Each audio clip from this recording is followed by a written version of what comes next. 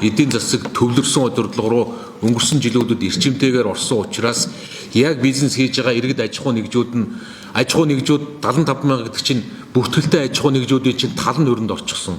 245 мянган иргэн өрөнд орсон байна гэдэг чинь манай чинь 1 сая орчим хүн хөдөлмөрийн чадвартай ажил хийж байгаа. Сая иргэнийх нь 4 иргэн тутмынх нь 1 татврын өрөнд орчихсон. Энэ юу болж гэнэ үү? Өнгөрсөн хугацаанд эдийн засгийн төрөөс явуулж байгаа бодлогын буруу бодлогын л үр дүн, бүх юм төржсөн төсөвжсөний л үр дүн, нөгөө талд нь жирийн бизнес хийж байгаа иргэд аж ахуй нэгж чинь ийм их өрийн сүлжээнд очиод орчихлоо. Төр томорсны хэрээр нөгөө талд нь юу болдгоо, нөгөө авилгалын үндэс суурь чинь нөгөө талд нь бий болчихсон.